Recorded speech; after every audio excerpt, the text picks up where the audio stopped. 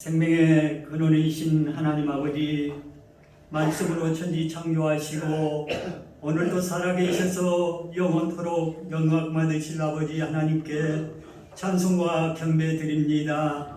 저희들에게 건강과 생명 주셔서 거룩한 주일 예배로 영광 돌리게 하시고 기쁨으로 찬양 드리며 함께 모여 예배할 수 있음에 너무나 감사드립니다.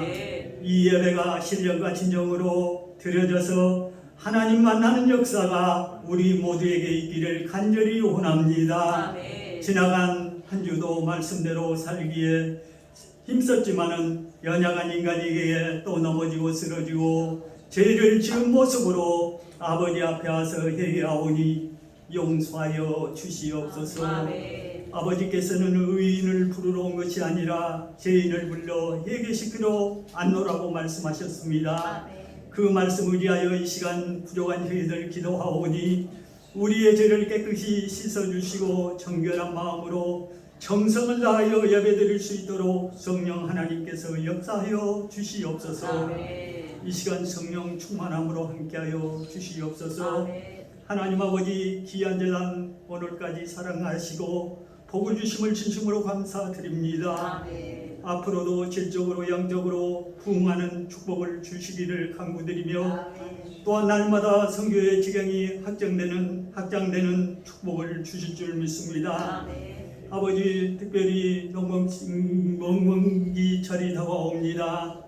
기도로 준비하게 하시고 가정과 사업장에 늘 충만케 하시며 늘 지켜주시옵소서.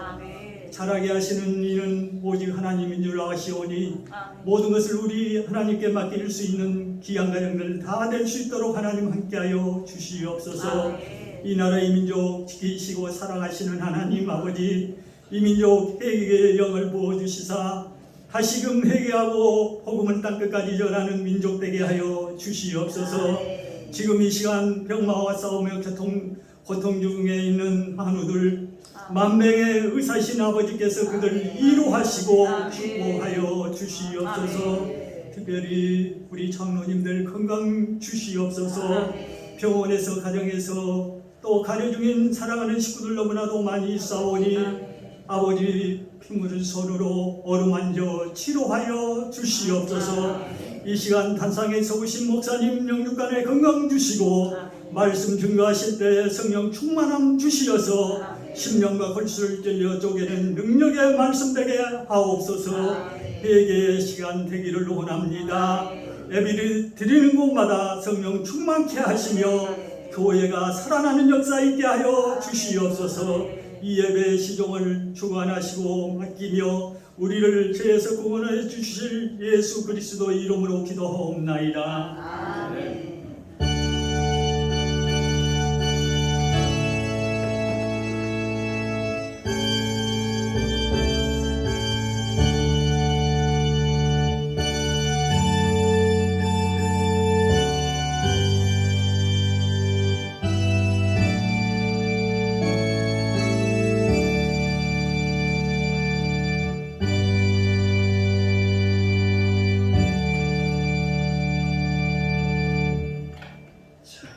이어서 야훼 하나님께서 우리에게 주시는 축복의 말씀 보겠습니다.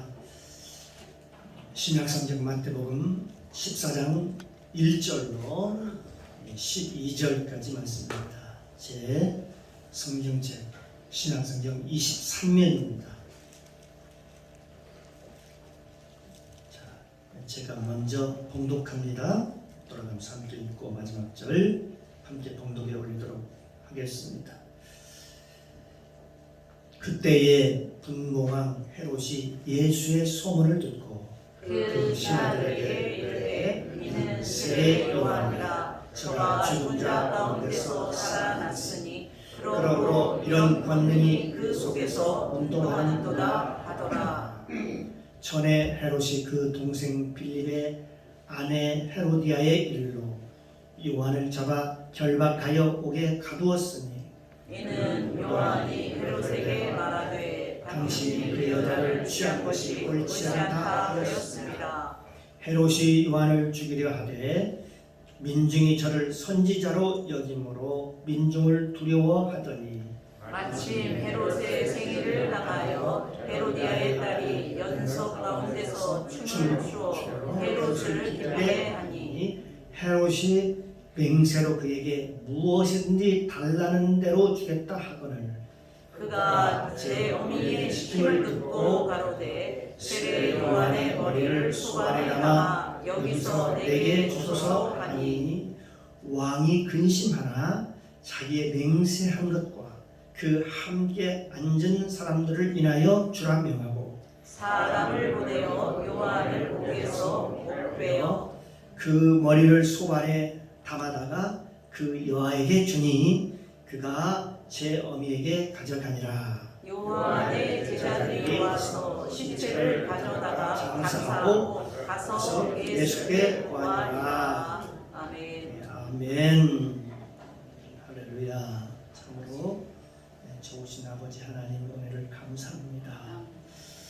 한 주간도 하나님 은혜로 지켜주시니 감사합니다. 이 녹무기 가운데도 건강을 지켜주시고 또 말씀을 사모하여 주님 앞에 나와서 예배드리는 하나님의 백성들 위해 하나님의 영으로 충만케 하사 오늘 말씀을 듣는 중에 믿음이 더욱더 커지게 하시고 마음에 확신이 들어서 하나님이 나와 함께 하신다는 그 믿음이 충만하게 하여 주옵소서. 아멘. 부족한 종 이 시간 하나님의 말씀을 대언고자 합니다. 선포하고자 합니다. 성령님 도와주시옵소서. 가르쳐 주옵소서. 또 생각나게 하옵소서. 나에게 오늘 또 꼭 필요한 말씀을 또 공급하여 주시옵소서. 아멘. 이 시간 성령님 모시고 인정하고 환영하오니 충만하게 인정하옵소서. 아멘. 예배의 시종을 아버지 때부터 드리며 예수님의 이름으로 감사드리며 기도드리옵나이다. 아멘. 아멘. 할렐루야. 아멘. 우리 옆에 있는 분과 인사 한번 나눌까요? 주님의 이름으로 사랑합니다. 당신은 하나님이 보시기에 하나님 보시기에 두고 보기에도 두고 보기에도 귀한 사람입니다. 감사합니다. 복된 사람입니다. 끝입니다. 우리 모셔도 당신은 사랑 덩어리입니다. 우리 장로님의 사랑 덩어리입니다. 아멘. 아멘. 하나님 저와 여러분을 이렇게 귀하게 보십니다. 그럴 때 우리도 서로서 귀하게 여기게 되겠지요? 아멘. 오늘도 이 시간 주의 성령이 시간 충만하게 임재하기를 주님의 이름으로 축복합니다. 아멘. 오늘 함께 은혜를 나눌 말씀은 말에는 어마어마한 능력이 있습니다. 아멘. 라는 제목을 가지고 함께 은혜를 나누도록 하겠습니다. 옛날에 우리가 사극을 보다 보면 참으로 그 잔인한 장면들이 많이 나오지요. 때로는 죄인들이 형장의 이슬로 사라지기도 하죠. 거기로 보면 망나이들이 그 죄수들 앞에 와서 칼춤을 추고 또 권장을 때리고 그리고 급기야 목을 베고 하는 그런 장면들이 나오죠. 옛날에 그 사극을 보면 우리가 생각할 수 없는 그런 끔찍한 그런 장면들이 나옵니다. 심지어 사람의 사지를 찢어 죽이는 일도 벌어지죠. 말 4마리가 사지에 묶어가지고 사람의 양쪽 손과 양쪽 발에다가 하나씩 묶어가지고 말을 달리게 합니다. 어떻게 될까요? 사람이 몸이 사방으로 찢어지면서 갈라지고 찢어지는 그런 끔찍한 그런 일들이 벌어지죠. 그런 형벌이 있습니다. 참으로 사람이 하지 못할 그런 짓을 참 많이 했던 것을 봅니다. 그런데 요즘은 어떻습니까? 요즘은 세상이 많이 달라졌습니다. 인권이라는 이름으로 강아지도 집에 키우는 강아지도 함부로 죽일 수 없는 그런 시대에 있습니다. 그것도 자기 강아지인데 병들어서 죽었다가 그걸 갖다가 죽였다가 300만 원의 벌금을 물었다는 그런 이야기도 신문에 나옵니다. 그것도 자기 강아지인데 그게 병들어서 죽어서 그냥 산에 갖다 묻었을 뿐인데 나중에 누가 와서 신고를 했나 봐요. 그것이 죄가 되어서 벌금을 물었다는 그런 얘기가 심심찮게 나오고 있습니다. 그러니까 이 인권의 문제가 아니고 이제는 사람의 인권의 문제가 아니라 견권의 문제. 견은 개견자 얘기한 거죠. 이 문제. 이제 개도 짐승도 개도 권리가 있다는 거죠. 그래서 그런 이상한 법들이 이제 나오고 이것이 우리의 일상적으로 통용되는 그런 세상에 우리가 지금 살고 있습니다. 지금 이상한 것이 하나도 없습니다. 예전엔 그게 좀 이상해 보였을지 모릅니다. 성경에 보면 하나님께서 우리 사람에게 크나큰 권리를 주었습니다. 그게 뭡니까? 창세기 보면은 하나님께서 말씀하셨죠. 너희는 생육하고 번성하여 땅에 충만하라. 땅을 정복하라. 모든 생물을 다스리라. 그렇게 말씀하시면서 하나님께서 우리에게 먹을거리로 무엇을 주었습니까? 처음에는요, 먹을거리로 채소, 먹을거리로 식물을 주셨어요. 그리고 두 번째는 먹을거리로 뭘 주셨습니까? 먹을 게 좀 부족해지니까 동물도 먹이로 주셨습니다. 그러니까 사람에게 모든 동물을 먹을 수 있는 그런 권리, 하나님께서 우리에게 그 권리를 우리에게 주셨습니다. 그런데 우리 지금 한국 사람들이 예전에는 그것이 큰 문제가 되지 않았습니다. 요즘에는 보신탕을 먹으면은 세계 많은 사람들이 그걸 가서 사진에 찍어가지고 저들은 정말로 야만인이야.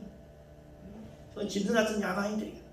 그래가지고 그걸 가지고 사진에 올리고 SNS에 올리고 그걸 이슈를 삼고 특히 개들을 사랑하는 사람들이 그 문제를 제기하고 문제를 크게 문제를 삼습니다.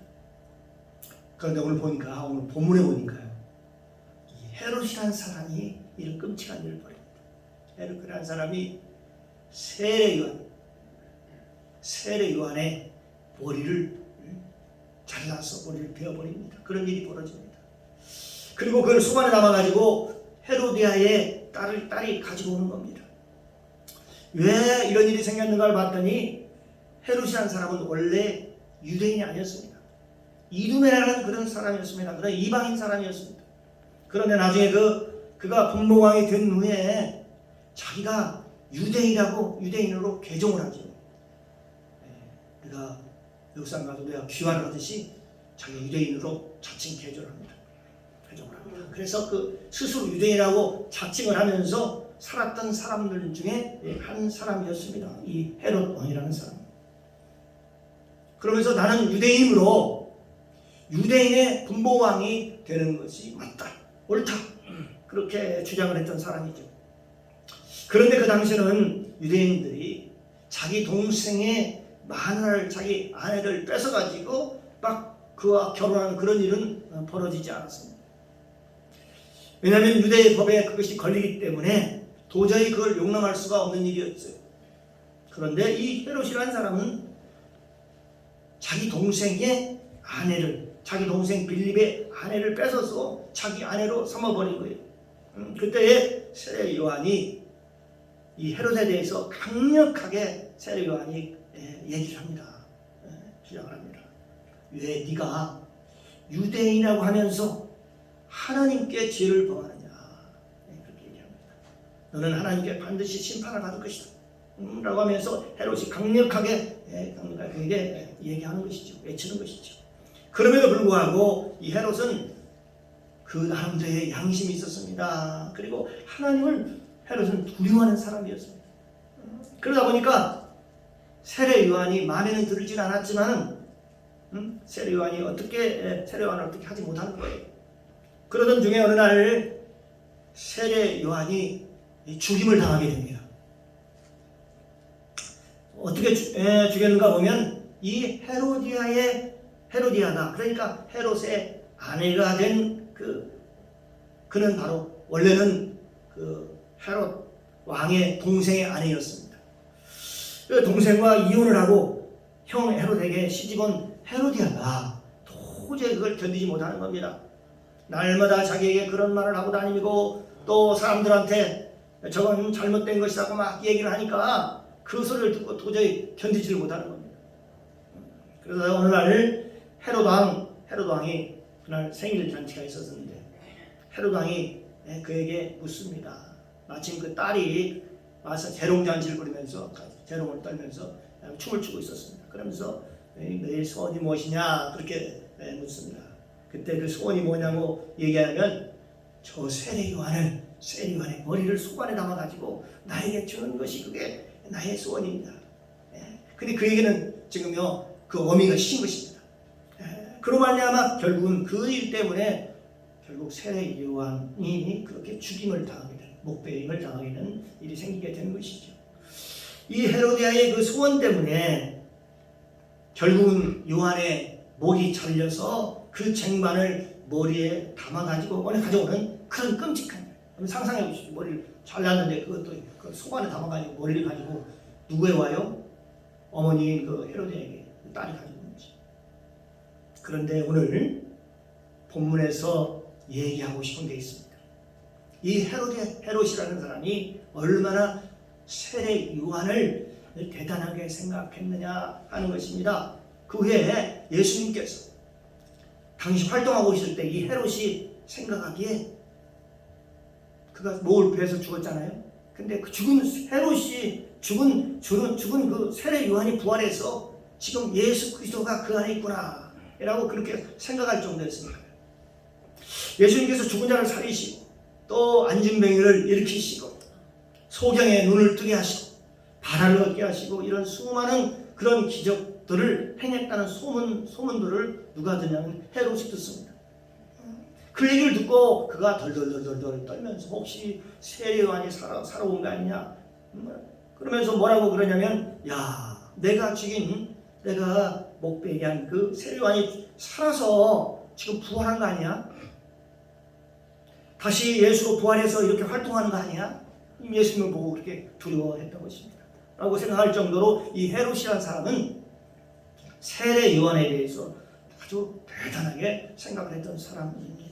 그래서 그 당시 이 세례 요한을 사실은 죽인다는 것은 굉장히 두려운 일이었습니다. 그래 마음에 굉장히 아주 꺼름직하게 생각했겠죠.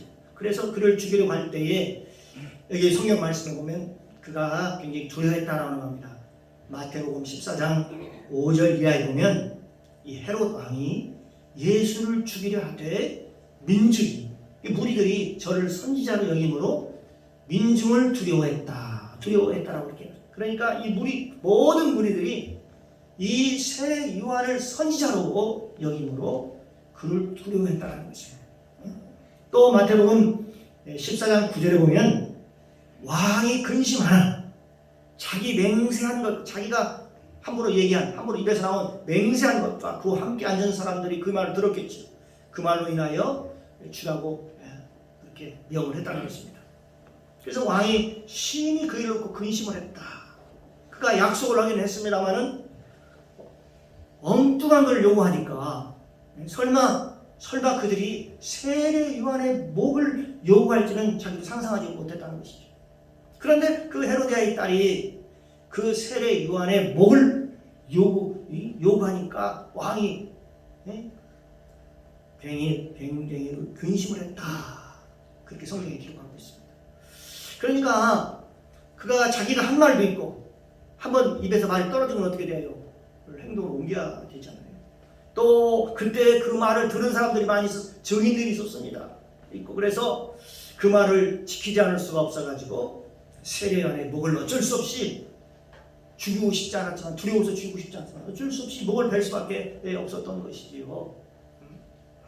나중에 이 헤롯이 이 일을 놓고 얼마나 두려워했는가는 나중에 보면 그걸 알 수가 있습니다. 예수님께서는 십자가를 달리기 전에 실제로 헤롯이 예수를 굉장히 보고 싶어 했습니다. 그게 혹시 세례 요한이 아닌가? 그가 부활해서 나왔는지 아니면 진짜 예수인지 그 사람이 어떤 사람인지 궁금해가지고 나중에 헤롯이라는 사람이 예수님이 마지막 십자가를 지기 전에 그가 직접 눈으로 확인해 보고 싶었던 것입니다. 그러니까 그때까지도 일은 벌어져서 그가 목뱀을 당해서 세례 요한이 죽었지만은 헤롯이 라는 사람의 마음속에는 그를 두려워하는 마음이 있었다는 것이죠. 그럼에도 불구하고 이 헤롯이 어쩌다가 그렇게 두려워했던 그 세례 요한을 죽일 수가 있었을까요? 자기는 그렇게 하기 싫었는데 마음에 근심하기도 하고 두려워하기도 했는데 어쩌다가 그런 큰일을 벌였을까요? 큰일이 벌일 수밖에 없었을까요? 하는 문제지요. 성경에는 말 한마디 잘못해서 헛된 약속을 함으로 결국은 이런 일을 그렇게 처리할 수밖에 없었다고 하는 것이죠. 말을 한번 잘못해놓고 밖으로 떨어지고 나면 어떻게 돼요? 그 일을 할 수밖에 없는 그런 일이 벌어진다는 것입니다. 사랑하는 성도 여러분, 저와 여러분의 이 말이라고 하는 것은, 이 언어라고 하는 것은 오늘 본문에서 봤던 것처럼 굉장히 중요합니다. 인정하시죠? 사람이 무슨 말을 하든지, 성경은 무슨 말을 하든지 그 유인이 된다. 그 사람 하는 말이 그 사람의 인격이다. 그렇게 얘기를 하는 것입니다. 그러니까 사람은 이 언어에 따라서, 이 하는 말에 따라서 그 사람의 인품과 그 사람의 모든 것이 달려있고 자기의 인생이 말로써 만들어지더라 라고 하는 것입니다. 여러분 누에고지를 아시죠? 예전에 시골에 가면 참 잠사를 지어가지고요, 막 그 뽕나무를 녹여가지고 하는 막 가서 보면 막 그 누에가 그 이파리를 먹는 뭐 샥샥샥샥 소리가 나요. 그 먹는 게 아주 보면 재밌기도 하고 신기롭게 본 적이 있는데요. 그런데 그 누에꽃을 보면은 그 입에서 나오는 그 실로 그 집을 짓습니다. 집을 지어요. 그런데 그 누에는 뭘 먹었냐면은 뽕나무 잎을 먹고 살아요. 그 뽕나무 이파리 색깔이 어떻습니까? 초록색이지요. 그런데 이 초록색 뽕잎을 먹은 그 누에는 입에서 나오는 것은 뭐가 나오냐면은 하얀 실을 뽑아냅니다. 하얀 실.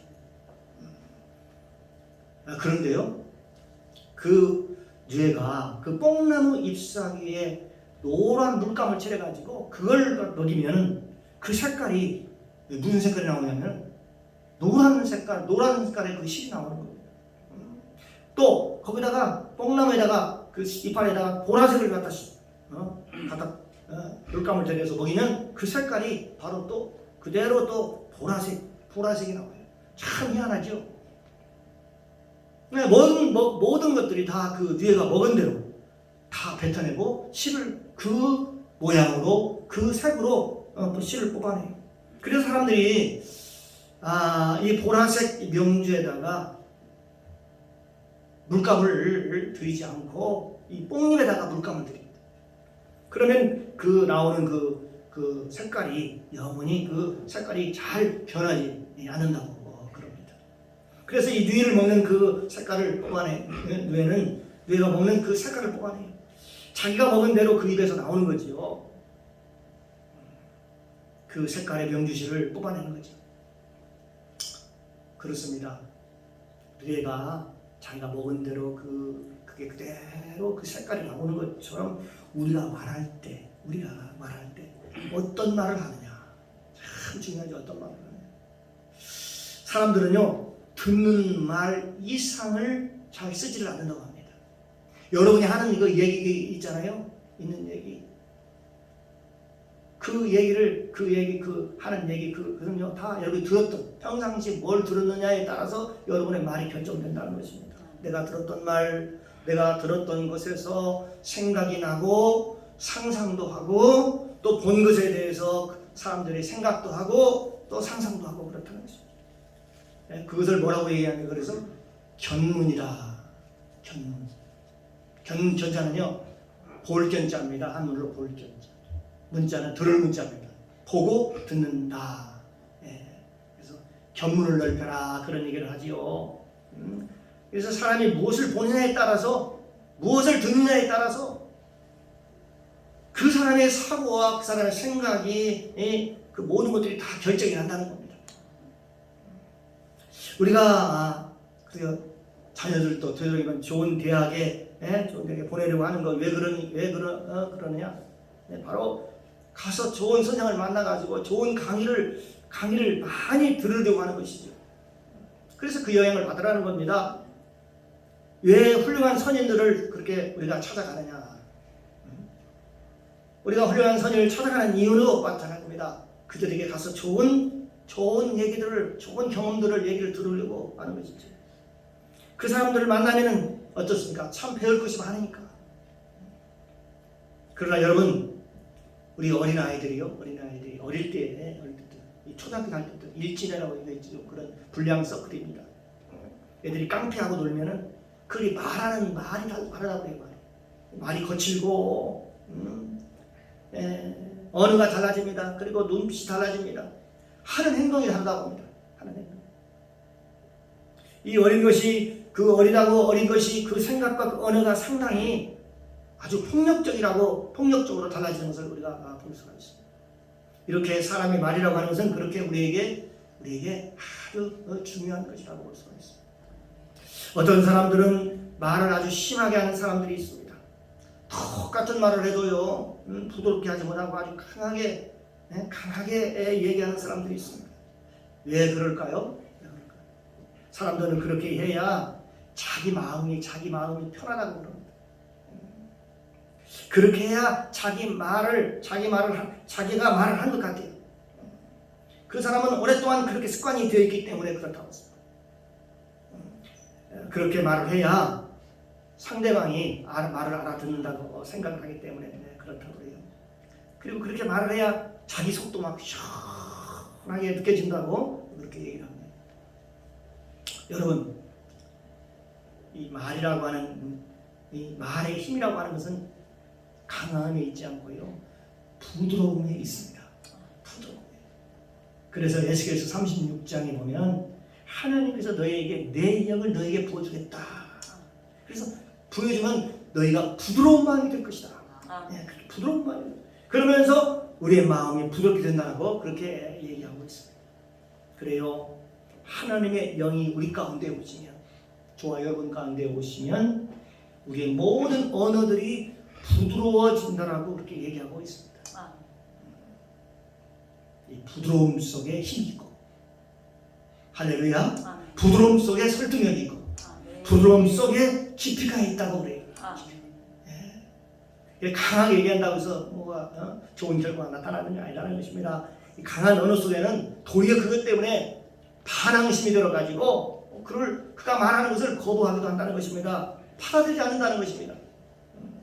그래서 많은 사람들을 적으로 만들고 그렇습니다. 우리 예수님께서도 사역을 하실 때에, 복음을 전할 때, 말씀을 전할 때에 정말 화가 나서 말하기 전에는 언제나 굉장히 부드러운 투로 그렇게 말을 했다라고 합니다. 예수님의 언어를 보면 굉장히 부드러운 언어를 많이 사용하셨습니다. 그의 신령과 깊은 곳까지도 들어갈 수 있도록 말입니다. 우리가 말씀을 전할 때에도 우리가 부드러운 언어는 우리가 1시간, 2시간, 한두 시간은 얘기해도 지루하지 않습니다. 그러나 강한 얘기는 여러분 한 30분이 넘어가면은 막 상대방 듣는 사람이 짜증이 나고 그런 어렵고 힘들다고 그렇게 얘기를 합니다. 우리가 조용하게 대화하는 형식으로 얘기하는 것은요, 오랫동안 들어도 지치지 않고 부담스럽지 않고 힘들어하지 않아요.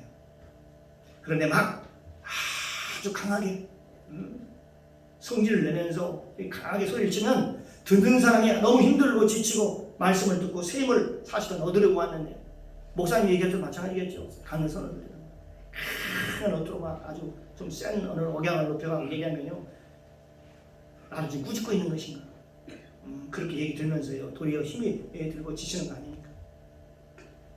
사실은 교회 와서 여러분도 셈을 얻으려고 온 거 아닙니까? 할렐루야. 말씀을 듣고 힘을 얻고 새 생명을 얻고 힘을 얻어서 다시 위로를 얻고 해서 하기 위해서 오늘도 교회 나와서 오늘 하나님 말씀을 듣습니다. 사랑하는 성도 여러분, 이 말이라고 하는 것은 우리 삶에 그렇게 중요한 것입니다. 이 헤롯이라는 사람은 이 말 한마디 잘못한 것 때문에 어떻습니까? 자기가 말한 것 때문에 이 세례 요한을 결국 죽이고 말았습니다. 옛날에 어릴 때에 시골에서 자라가지고요. 그 후에 이제 그가 중학교 다니고 그리고 나서 고등학교 또 도의지로 가가지고요. 성장해서 특히 서울로 올라가가지고 크게 성공한 사업가 있습니다. 그런데 그 사람이 시골에 한번은 어쩌다 이제 성공해가지고 오면은 동네 사람들이 그 사람한테 가서 시골 사람들이 보면은 그러잖아요. 뭐 옛날에는 그렇습니다. 못 배우고 힘들고 어렵고 또 힘도 없고 백도 없고 그러다 보니까 그분이 오면 그분한테 얘기를 하는 거예요. 3, 4모 모여가지고 가가지고 야 우리 아들이 이런데 우리 아들 좀 취직 좀 시켜달라고 우리 동생이 이런데 우리 동생 좀 데려다가 일자리를 하나 말해서 취직 좀 시켜달라고 얘기해요. 그러면 그분이 그래요 알겠습니다 알아보겠습니다 그렇게 얘기를 합니다. 그러면 시골 사람들은요 얼마나 순수한지 몰라요. 그 말을 척석가지고 있습니다. 그 말을 믿고 기다리는 거죠. 그런데 그분이 올라가가지고 바쁘다 보니까 가서 다 잊어버린 거죠. 자기가 무슨 말을 했는지 또 누구한테 그 얘기를 말했는지도 잃어버리고 살아요. 바쁘게 살다 보니까 그러겠죠. 그리고 그 다음에 또 명절에 오면 시골 사람들이 우리 아들 어떻게 됐냐고 우리 동생은 어떻게 됐냐고 묻습니다. 아 그래요? 제가 다시 알아보겠습니다. 또 약속을 하고 또 올라갑니다. 몇 번 그렇게 이렇게 하다 보니까 사람들이 이제요 그 말을 믿지 않는 거예요. 그래서 뭔 얘기가 나옵니다. 아 사람들이요 그 친구를 그놈 말이야 사기꾼이야 사기꾼. 사실 그는요 동네 그 어른들한테 사기친 일은 없지요. 그들에게 해를 킨 적은 한 번도 없었지요. 그런데 사람들은요 그 사람을 뭐라고 얘기하냐면 저 사기꾼하고 말만 하고 말을 지키지 않는 사람으로 이렇게 취급을 하는 거지. 이렇게 사람의 말이라고 하는 것은 어떻게 그렇게 중요한 것입니다. 그러므로 우리가 지나가는 말도 어떤 사람은 쉽게 하는 말로 그냥 얘기해버리고요. 그냥 까마득 잊어버리는 사람이 있어요. 상대방이 막 기대하고 있는데. 그런데 지나가는 말도 어떠해요? 반드시 유념하고요. 반드시 지켜야 됩니다. 아멘. 그냥 흘러가는 이야기를 할지라도 그 말에 대한 책임감은 우리에게 분명히 있는 것이죠.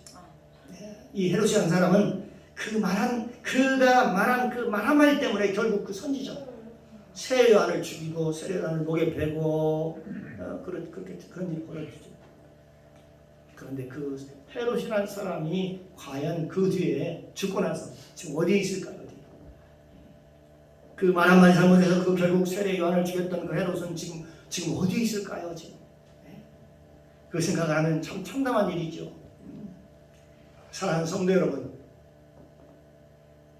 오늘도 저와 여러분들이 많은 사람과 대화하면서 말하면서 그리고 살 것입니다.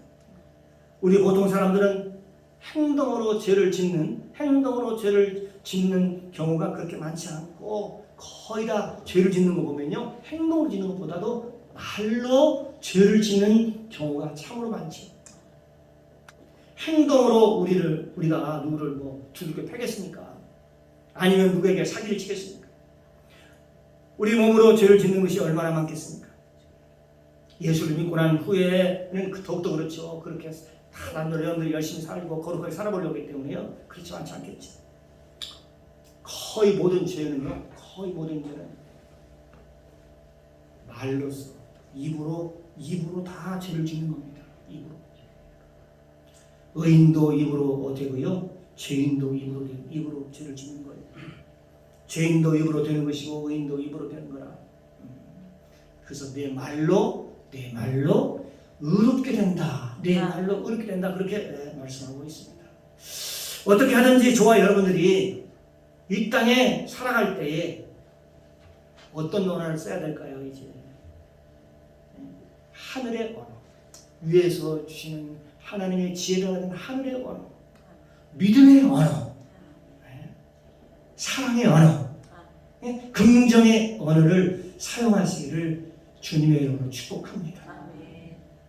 여러분 사실적인 언어를 쓰지 말고 우리는 사실적인 말을 많이 쓰죠. 팩트야 이게 팩트.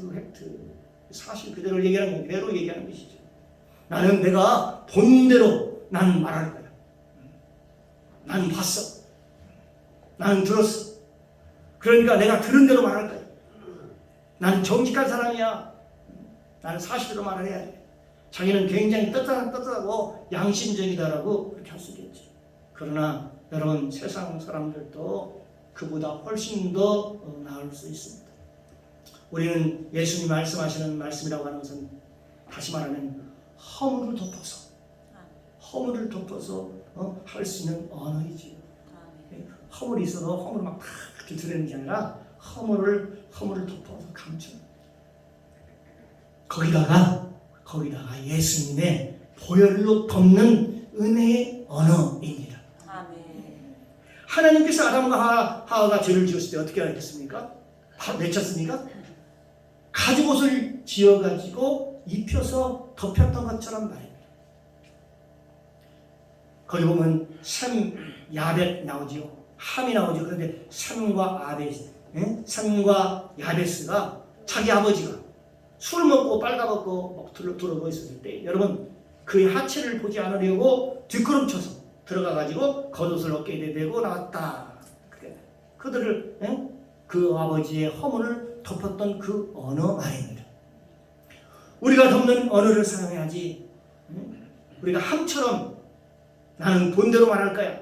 거기 보면 세 아들 중에 함은 어떻게 했습니까? 나는 본처럼 말할 거야. 나는 들은 대로 말할 거야. 그게 사실이야. 그게 팩트라니까. 만약 그렇다면 하나님께서 우리를 용서하지 않을 것입니다. 왜냐하면 성경에 뭐라고 말씀해요? 너희가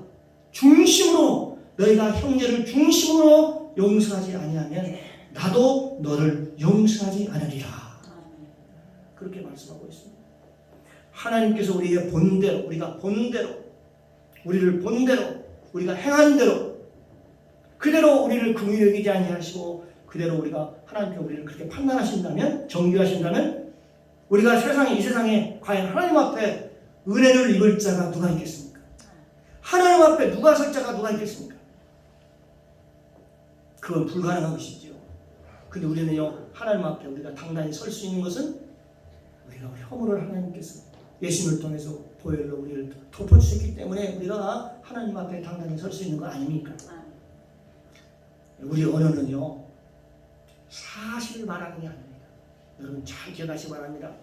있는 그 사실 본대로 그대로 말하는 게 아니라고 얘기하고 있다. 들은 대로 말하는 거 아닙니다. 들은 대로.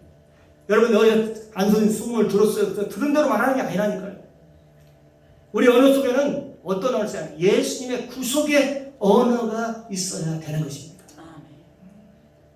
허물을 덮어주는 말이 되어야 된다는 얘기입니다. 허물을 덮어주는. 그래서 저와 여러분 모두가 이 해롭 같은 그런 언어를 사용하지 말고, 저와 여러분들이 예수님께서 말씀하셨죠. 나도 가늠하다 현장에 같은 여인한테 나도 너를 정죄하지 아니하노니, 가서 너도 정죄하지 말고 가서 죄를 범하지 말라라고, 그렇게 다시는 그 죄를 범하지 말라고 하면서 보냈던 것처럼 말입니다. 만일 내가 너를 정죄하여도, 예수께서 다시 말씀합니다. 내 정죄는 옳거니와 판단하시는 이는, 오직 판단하시는 이는 하나님이시니라. 하나님이시라고 이렇게 말씀하셨던 주님. 예수님조차도 그랬습니다. 나도 너를 정죄하지 아니하노니. 사람은 누구나 어느 누구를 정죄할 능력이 있을까요, 없을까요? 없습니다. 오직 하나님만이 정죄할 능력이 있습니다. 만약 누구를 판단하고 정죄한다면 자기가 이미 지금 누구 자리는 사람의 자리가 아니고 그 자리를 벗어나서 하나님 자리에 올라가 있는 것이라고 봅니다. 이미 자기가 하나님과 지금 맞짱을 떠보자는 얘기가 나왔죠. 그런 사람들이라는 것입니다. 나는 하나님과 맞짱을 한번 떠볼 거야. 그런 사람들이라는 것입니다. 이런 사람은 되게 마음이 교만하고 오만하고 그렇습니다. 그래서 자기 하는 게 다 옳다고 생각합니다. 그래서 저와 여러분들의 생각과 언어가 어떻게 돼야 될까요? 이제 늘 예수님의 구속의 언어, 하나님이 기뻐하시는 언어, 믿음의 언어, 사랑의 언어를 사용함으로 말미암아 하나님께 영광을 돌리는 그런 복된 자들이 되기를 주님의 이름으로 축원합니다. 아멘. 기도합니다. 사랑의 주님 감사합니다. 오늘 선포된 말씀을 통해서 복음을 알게 하시고 깨닫게 하시니 감사합니다. 말에는 어마어마한 능력이 있습니다. 그러므로 우리가 말을 참으로 잘해야 합니다. 말로 정잠을 받고 말로 의롭다함을 받는다고 하였습니다. 부정적인 언어를 사용하지 않고 늘 긍정의 언어를 사용하여 먼저는 내가 먼저 살고 또한 주위의 모든 사람을 나로 인하여 모든 사람을 살릴 수 있도록 말을 통제할 수 있는 은혜를 허락하여 주옵소서. 감사드리며 예수님의 이름으로 기도드리옵나이다. 아멘.